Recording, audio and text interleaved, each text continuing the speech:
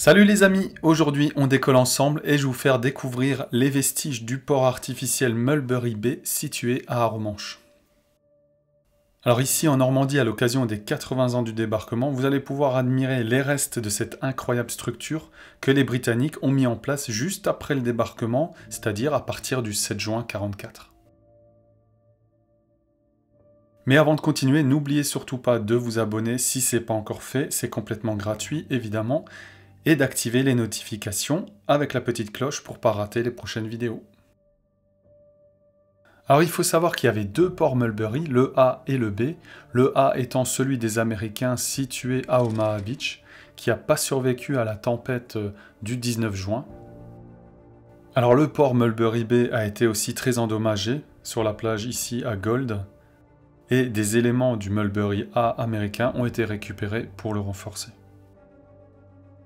Aujourd'hui, depuis la plage et les falaises, on voit encore certains éléments qui restent au large dans l'eau, principalement des caissons phénix. En fait, les éléments de ce port artificiel ont été amenés à Arromanches par bateau à la vitesse de 7 km/h par la mer, et ils ont été assemblés au fur et à mesure. Alors en plus de ces caissons phénix, les Britanniques ont acheminé des flotteurs en acier au large pour briser les vagues et réduire la houle. Il y avait aussi des vieux navires qui ont été coulés pour servir de brise-lames additionnels.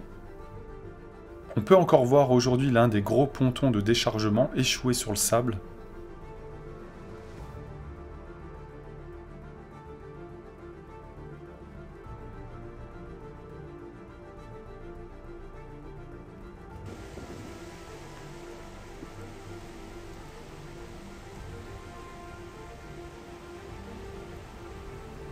Il reste encore sur le sable des pontons flottants.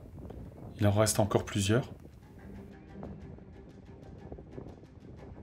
Sur ces pontons étaient fixées des routes flottantes, qu'on peut encore admirer à Arromanches notamment, ou à Omaha Beach.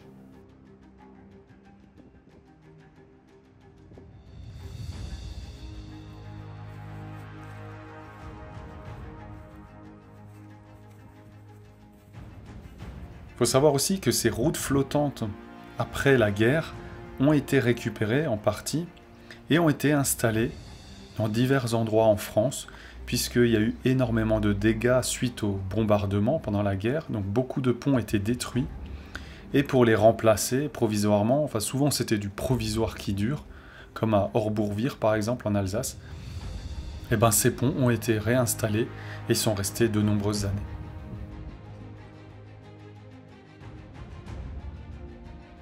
Alors le port artificiel avec sa rade ont été assemblés en caissons phénix, ils étaient fabriqués en béton, ils étaient creux et donc ils flottaient. Une fois arrivés au bon emplacement, une vanne était activée pour laisser s'engouffrer l'eau dans les caissons phénix et ces derniers donc coulaient à la bonne profondeur puisqu'il y avait plusieurs modèles de caissons phénix suivant la profondeur de chaque emplacement. Alors, il y avait même certains caissons phénix qui était équipé d'une DCA avec un canon anti-aérien et des soldats à demeure sur le caisson, et ils pouvaient donc tirer sur les avions ennemis qui approchaient.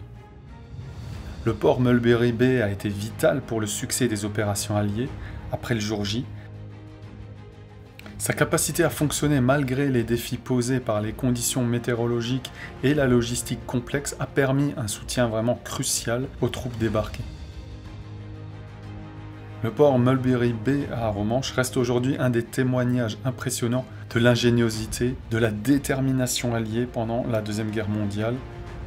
Les restes du port peuvent encore être vus à Arromanches pendant encore quelques dizaines d'années avant qu'ils soient désagrégés par l'eau de mer.